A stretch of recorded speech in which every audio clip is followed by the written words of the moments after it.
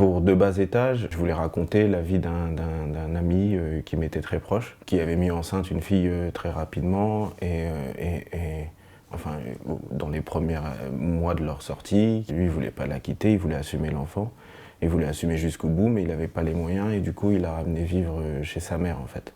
Ce garçon, dans le récit, parfois, il est frustré et il est très fier et il agit de manière un peu basse avec la fille qu'il aime et du coup, il fait des coups en dessous de la ceinture, des choses comme ça et du coup, c'était un bon point de départ pour moi pour raconter une histoire. J'ai voulu filmer quelqu'un qui a du charisme, quelqu'un qui est beau, quelqu'un qui sait parler, qui a de la répartie, quelqu'un dont on imagine s'il aurait évolué dans un autre milieu n'aurait pas la place qu'il a actuellement.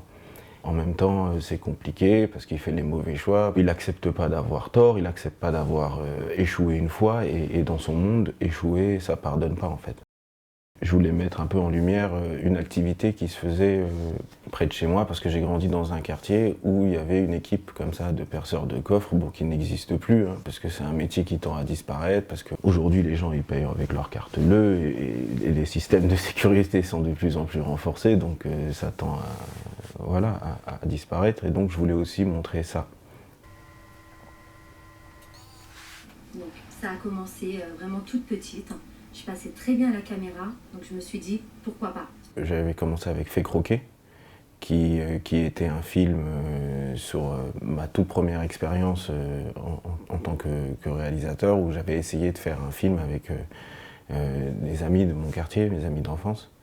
Et c'était très compliqué parce que pas mal d'entre eux fantasmaient un peu l'objet un peu cinéma, les récits, tout ça, et c'était très difficile à mettre en œuvre. Et du coup, bon voilà, j'ai fait un premier film plutôt classique, Fais croquer, qui racontait un peu les déboires d'un jeune réalisateur un peu autobiographique sur les complications qu'il y avait à mener un projet à son terme. T'as fait quoi là? Je me suis rajouté un rôle. Tu te fous de ma gueule ou quoi? Je crois que tu comprends pas, y a pas de noir dans mon film. Y a pas de noir. Comment ça, y a pas de noir dans ton film? Je suis ton voisin le plus proche, tous les jours t'es fourré chez moi et tu fais pas croquer. Putain, en plus, j'ai qu'un exemplaire. Je m'en fous. C'est qui ton réal préféré? Toi, tu te fous de moi. Allez, dégage, casse-toi. C'est qui ton réal préféré? Je m'en bats les couilles. Quand je regarde les interviews d'un réalisateur et qui dit qu'il aime tel réalisateur, je dis oh, bah, il en est loin hein, quand même. Bon, c'est très difficile, mais bon, je veux quand même jouer le jeu. J'aime les films de Rossellini, voilà, c'est des choses qui m'ont touché quand j'ai découvert ça très tardivement. Moi, ça m'a beaucoup touché. J'aime beaucoup les films de Maurice Pialat dans la première période. Mais on parle de grands maîtres, de chefs-d'œuvre, donc voilà, ça reste des influences. J'aimerais bien un jour, mais le chemin est long. Eh mec, tranquille, on s'est jamais fait niquer, on sera jamais niqué. Et voilà. Voilà. Eh mec, c'est ça que tu voulais? Ouais, ça va. Mais ça n'a rien à voir. Il a rajouté des mots carrément dans le texte. J'ai tourné à Aubervilliers, dans le quartier Paul Bert. En fait, c'est le quartier où j'ai grandi. Bon, c'était un quartier un peu voie de paupérisation et tout.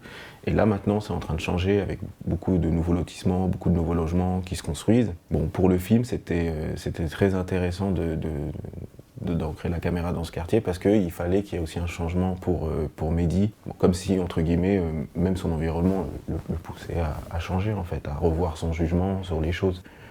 Pour les comédiens, il était compliqué pour moi de choisir des gens non professionnels, qui n'avaient pas un amour de la technique, du temps aussi, parce qu'il faut savoir gérer le temps quand on est un acteur, c'est-à-dire quand est-ce qu'il faut balancer sa phrase, quand est-ce qu'il faut avoir un souffle, quand est-ce qu'il faut regarder la personne. Et après ça, j'ai plutôt choisi de me diriger vers des comédiens professionnels. En l'occurrence, quand je suis tombé sur le profil de Soufiane Guerab, j'ai tout de suite flashé parce qu'il y avait une pratique. Il y a cet amour du jeu, de technique, de recommencer les prises, d'essayer de construire à nouveau sur le plateau quelque chose. Et ça m'a plu. Au début, j'en avais très peur. Parce que j'avais peur de plein de choses, voilà, on est plein de fantasmes et ouais non, ça va pas le faire, ça va être compliqué avec un comédien, mais en fait non, si, ça l'a fait très bien et je pense que c'est ce qu'il faut et c'est ce qu'il me faudra à l'avenir si j'ai la chance de continuer de faire du cinéma. J'avais envie de ça.